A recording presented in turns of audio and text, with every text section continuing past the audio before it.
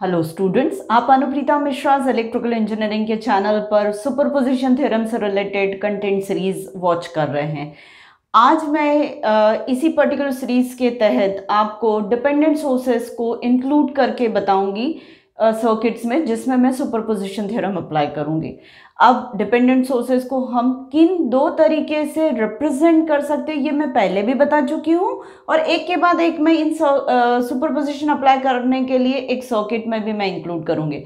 ये भी बता दूं, एक में मैं सुपरपोजिशन थ्योरम उस सोर्स से रिलेटेड भी पार्ट 3 के फॉर्म में और एक पार्ट के फॉर्म में सॉल्व कर पाऊंगी और एक बार नहीं कर पाऊंगी। तो प्लीज मेरे वीडियो को आप एंड तक वॉच करिएगा तो आपको क्लियर हो जाएगा कि मैं क्या कहना चाह रही हूँ, क्या डिफरेंस बताना चाह रही हूँ डिपेंडेंट सोर्सेस के रिप्रेजेंटेशन से रिलेटेड, और किस में सुपरपोजिशन थ्योरम हम अप्लाई कर पाएंगे और किस में किसकी वजह से सुपरपोजिशन थ्योरम का पार्ट जनरेट नहीं होगा, ये आप समझ पाएंगे। तो चलिए स्टार्ट करते हैं। ये मेरा एक सर्किट है जिसमें 3 सोर्सेस लिए हुए हैं, पर इसमें से 2 इंडिपेंडेंट सोर्सेस है और एक डिपेंडेंट सोर्स है। ये जिस तरीके का रिप्रेजेंटेशन है डिपेंडेंट सोर्सेस का, इसका मैग्नीट्यूड जो दिया हुआ है वो किसी और कंपोनेंट के अक्रॉस के वोल्टेज या करंट पर डिपेंड कर रहा है। तो ये मेरा वोल्टेज कंट्रोल्ड करंट सोर्स है। मैं इसकी बात सोर्सेस में कर चुकी हूँ, मेरे प्रीवियस वीडियोस आप प्लेलिस्ट में ऑब्जर्व कर सकते हैं। तो ये वोल्टेज कंट्रोल्ड करंट सोर्स है। इस वोल्टेज कंट्रोल्ड करंट सोर्स का वोल्टेज जो है वो 4 ohms के अक्रॉस का वोल्टेज है। अब इस सर्किट को सॉल्व करके मुझे Vx की ही वैल्यू फाइंड आउट करनी है, पर कैसे? सुपरपोजिशन थ्योरम अप्लाई करके। अब सुपरपोजिशन थ्योरम जब मैंने आपको पढ़ाया था तो मैंने बताया था कि मिनिमम 2 सोर्सेस होने चाहिए। अब मैं अपने इस पर्टिकुलर क्राइटेरिया को और स्पेसिफिक बोलती हूँ कि मिनिमम 2 इंडिपेंडेंट सोर्सेस हो, और इस टाइप के रिप्रेजेंटेशन डिपेंडेंट सोर्स के होने पर मिनिमम 2 इंडिपेंडेंट सोर्सेस होने चाहिए, तभी सुपरपोजिशन थ्योरम हम अप्लाई कर सकते हैं। मैं फिर से रिपीट कर दूं अपनी बात, इस तरीके का डिपेंडेंट सोर्स होने पर 2 मिनिमम इंडिपेंडेंट सोर्सेस होने चाहिए, तभी हम सुपरपोजिशन थ्योरम अप्लाई कर सकते हैं। इसके बाद मैं नेक्स्ट वाले टाइप का जो डिपेंडेंट सोर्स का रिप्रेजेंटेशन बताऊंगी, उसमें ये क्राइटेरिया काम नहीं करेगा। वहां पे जनरल वाला क्राइटेरिया काम करेगा कि सुपरपोजिशन थ्योरम अप्लाई करने के लिए 2 सोर्सेस चाहिए। उम्मीद है आपको क्लियर हो गया होगा क्या बोल रही हूं। तो चलिए अब हम स्टार्ट करते हैं। ये 2 मेरे सोर्सेस इंडिपेंडेंट है, इसलिए मैं सुपरपोजिशन थ्योरम अप्लाई कर पा रही हूँ इसके होते हुए। अब मैं पार्ट 1 में सिर्फ 5 एम्पियर्स के करंट सोर्स को कंसिडर करूंगी और इसे मैं डीएक्टिवेट कर दूंगी। इसे मैं डीएक्टिवेट नहीं कर सकती। वजह क्या है, इसको मैं क्यों नहीं डीएक्टिवेट कर सकती? क्योंकि इसके अक्रॉस का मुझे रेजिस्टेंस ही नहीं मालूम है। मुझे ऑन पेपर क्वेश्चन को सॉल्व करना है। लैबोरेटरी में अगर ऐसा सर्किट दिया होता तो मैं बहुत आसानी से इसके अक्रॉस का रेजिस्टेंस पता कर लेती, पर मुझे लैबोरेटरी से कोई लेना देना नहीं, प्रैक्टिकल परफॉर्मेंस से। मुझे तो एक क्वेश्चन सॉल्व करने को दिया हुआ है और इसके अक्रॉस का मुझे रेजिस्टेंस नहीं मालूम है, इसका मुझे इंटरनल रेजिस्टेंस नहीं मालूम है, इस particular voltage controlled current source का, इस डिपेंडेंट सोर्स का मुझे इंटरनल रेजिस्टेंस नहीं मालूम है, तो मैं इसको डीएक्टिवेट नहीं कर सकती। तो मेरे पास स्कोप सिर्फ डीएक्टिवेट करने का इसको, और जब इसको कंसिडर करूंगी तो इसको डीएक्टिवेट करूंगी। इसको मैं कुछ नहीं कर सकती, इसको ऐसे ही मुझे सर्किट में रख के सॉल्व करना पड़ेगा पार्ट 1 में और पार्ट 2 में। इसका मेरे लिए ना ये इलाज है। ये इसका मुझे इंटरनल रेजिस्टेंस नहीं मालूम, तो मैं सुपरपोजिशन थ्योरम अप्लाई इसके रखते हुए, इसको एक्टिवेटेड रहते हुए और इनको डीएक्टिवेटेड रहते हुए नहीं कर सकती। तो मतलब जब मैं इसको रहने दूंगी और इसको डीएक्टिवेटेड रखूंगी तो ये सर्किट में है, इसको जब मैं एक्टिव रखूंगी और इसे डीएक्टिवेटेड रखूंगी पार्ट 2 में, ये सर्किट में है। मतलब इसका सुपर इम्पोज्ड इफेक्ट तो हर बार आ रहा है। इन दोनों के रहते हुए मुझे मिल रहा है और इन दोनों के रहते हुए मुझे सुपर इम्पोज्ड इफेक्ट मिल रहा है। तो मुझे पार्ट 3 पर जाने की जरूरत ही नहीं है कि अकेला इसको रहने दो और इन दोनों को डीएक्टिवेटेड कर दूं।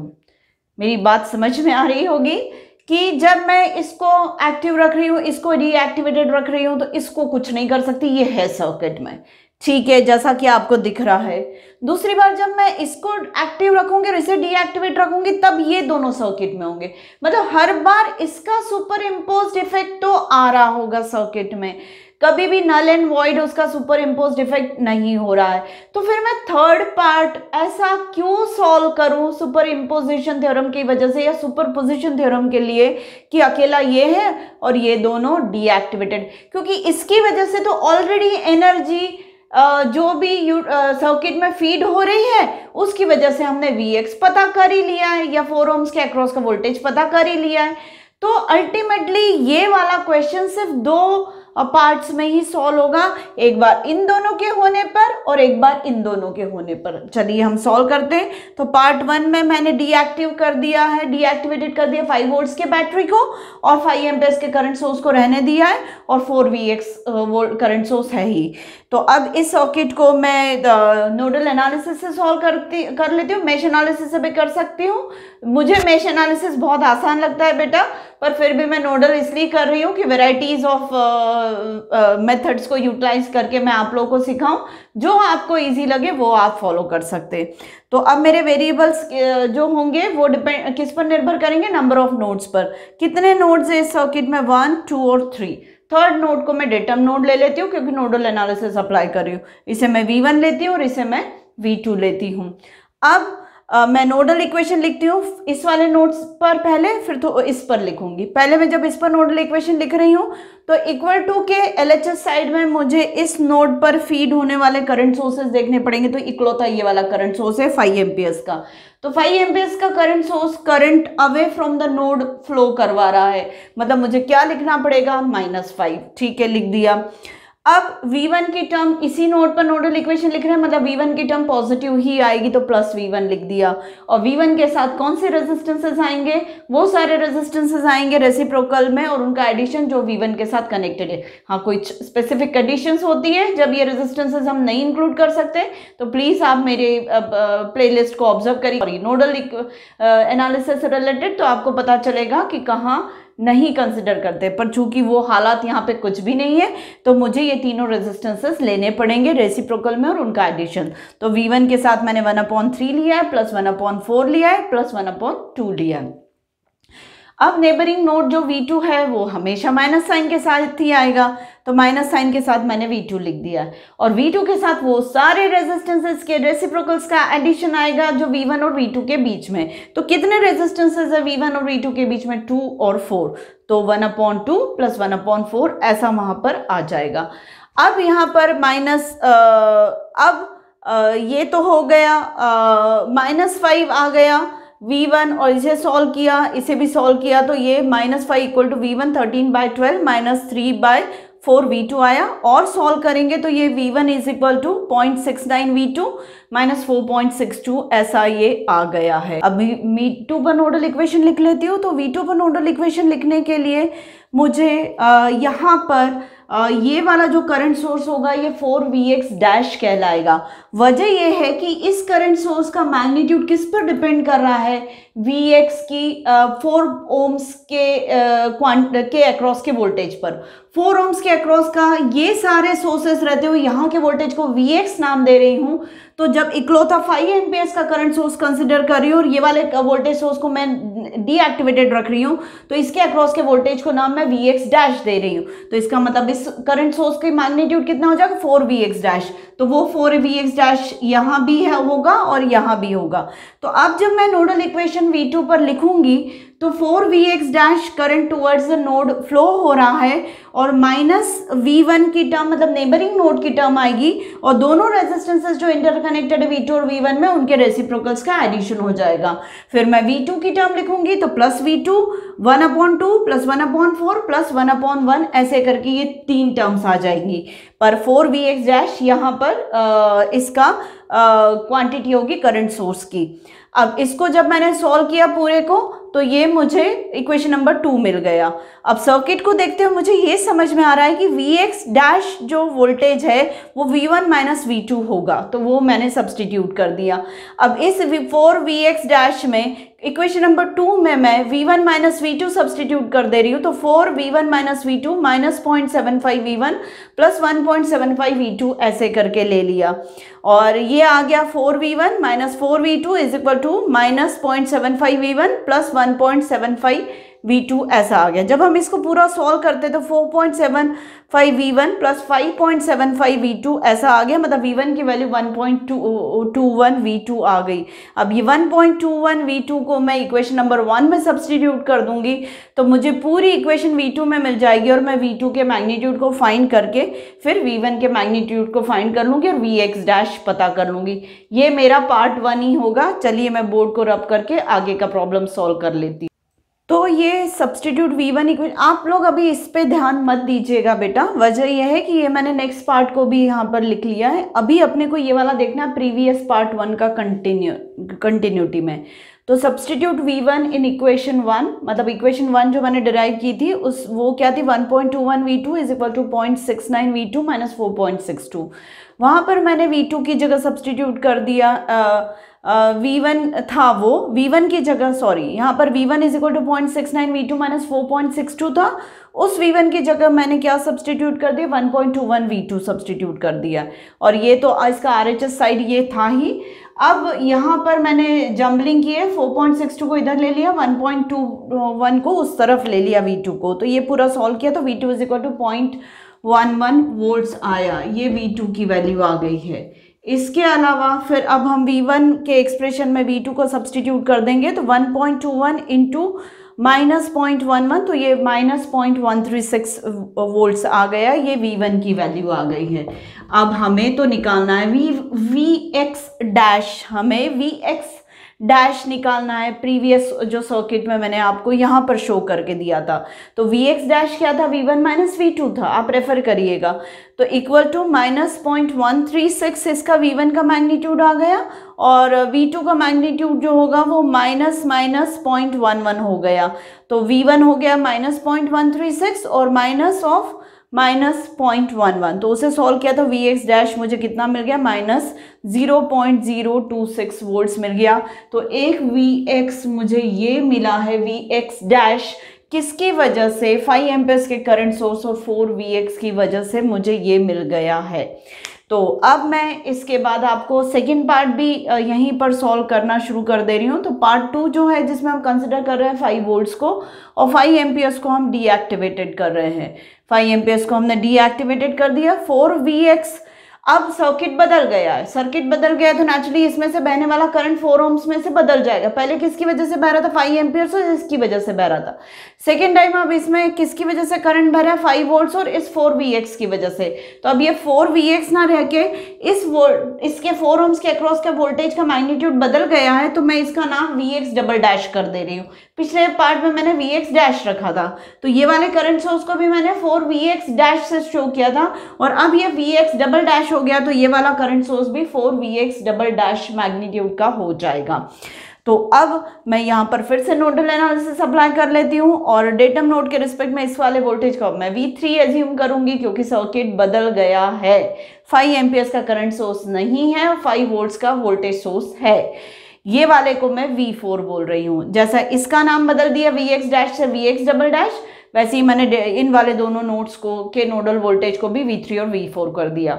अब यहाँ पे जब मैं नोडल इक्वेशन V3 पर लिखूंगी या V4 पर लिखूंगी तो इस ब्रांच में वोल्टेज सोर्स के होने पर मुझे एक करंट एज्यूम करना पड़ेगा, और मैंने सुपर नोड की कंडीशन या फिर नोडल एनालिसिस से रिलेटेड मैंने आपको वेरिएंसेस में, डिफरेंट मेथड्स में, अलग अलग हालातों में, अलग अलग हालातों में नोडल एनालिसिस कैसे अप्लाई करते वो मैंने बताया था। तो उस दौरान मैंने ऐसे वोल्टेज सोर्स में से बहने वाले करंट को एज्यूम करने को कहा था।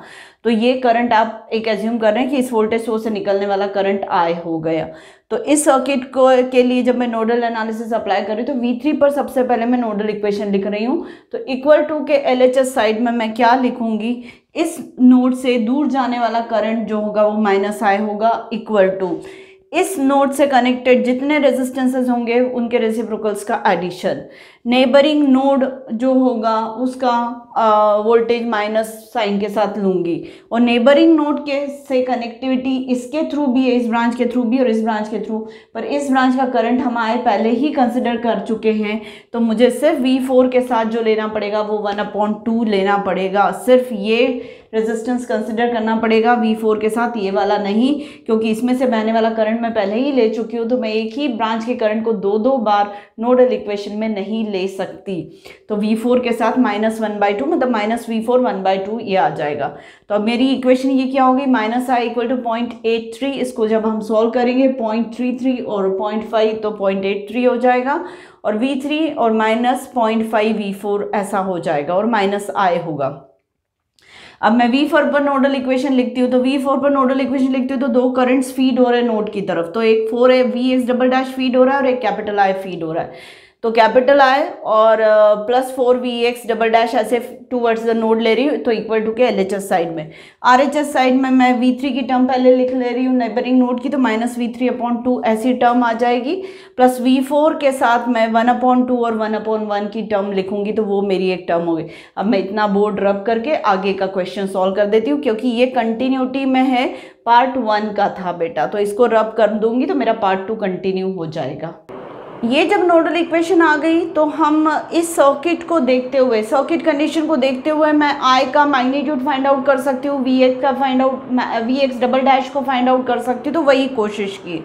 तो ये सर्किट मैंने ले लिया, अलग से रीड्रॉ कर लिया, और इस वाले वोल्टेज को 3 ohms के अक्रॉस ना बता के मैंने सीधे V3 वोल्टेज सोर्स से शो कर दिया, और इस वाले को भी मैंने V4 वोल्टेज सोर्स से शो कर दिया है।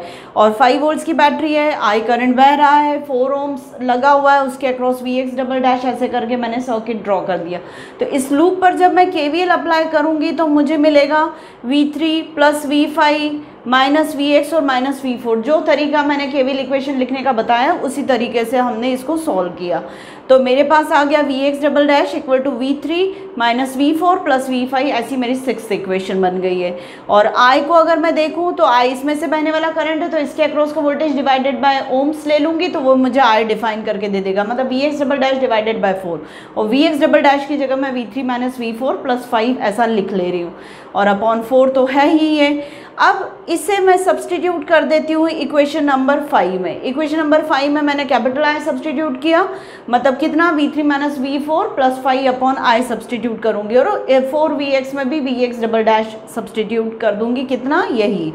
तो अब जब हम पूरे को सॉल्व कर रहे हैं तो ये आ जाएगा Vx" डिवाइडेड बाय 4, मतलब 0.25 Vx" आ जाएगा।